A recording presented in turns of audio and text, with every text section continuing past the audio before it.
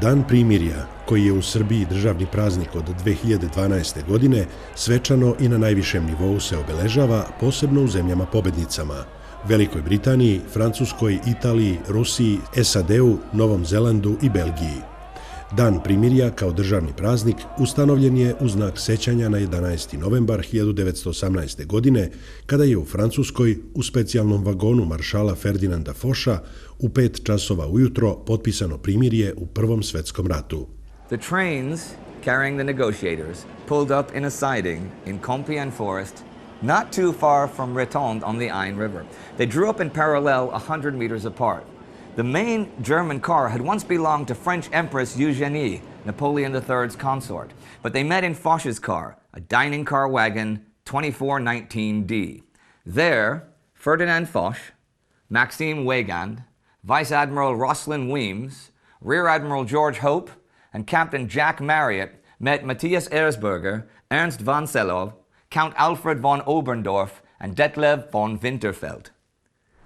In the final discussion, Erzberger got the concession that Germany would surrender only 25,000 machine guns, 1,700 planes, and only 5,000 trucks.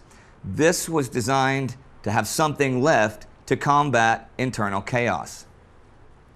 The armistice was signed at 5:10 a.m. on the morning of November 11th.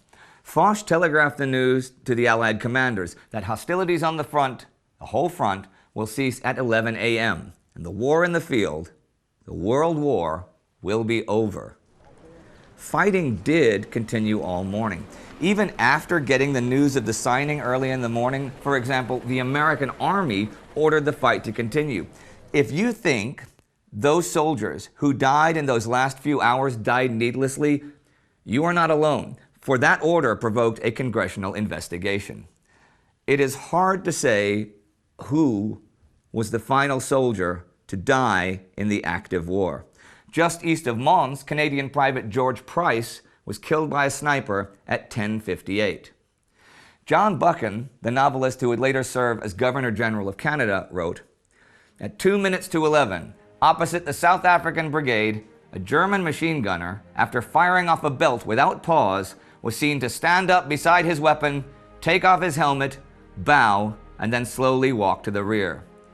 With the stroke of 11, there came a second of expectant silence, and then a curious rippling sound, which observers far behind the front likened to the noise of a light wind.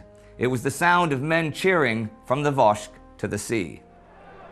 In cities around the world, hundreds of millions of people soon flooded the streets to celebrate.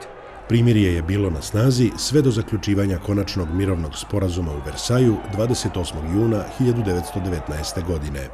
U Srbiji se kao glavni motiv za amblem tog praznika koristi cvet Natalijina ramonda, ugrožena vrsta koja raste na istoku Srbije i na planini Niđe, na najvišem vrhu Kajmakčalana. Simbolika cveta je višestruka, kako zbog staništa, tako i zbog imena. Cvet je nazvan po kraljici Nataliji Obrenović, a poznat je kao cvet Feniks, što ukazuje i na vaskrs srpske države iz pepela posle Prvog svetskog rata. Biljke mogu potpuno da se osuše, znači prelaze u stanje koje mi biolozi nazivamo stanje anabioze i to je otprilike slično kao neko stanje hibernacije, možemo uslovno rečeno reći, kod životinja. Znači biljke prespavaju bukvalno taj nepovoljni period i kada prođe nepovoljni period, kada ponovo padne kiša, kada je voda ponovo dostupna, biljke mogu potpuno da ožive. I čak i biljke koje su herbarizovane, koje su osušene, potpuno mogu posle par godina da se iznesu iz herbara, da se malo nakvase i da ožive. Prema zakonu o državnim i drugim praznicima u Republici Srbiji, jedan od propisanih državnih praznika je Dan primirja u Prvom svetskom ratu, koji je neradni dan za sve zaposlene u Srbiji.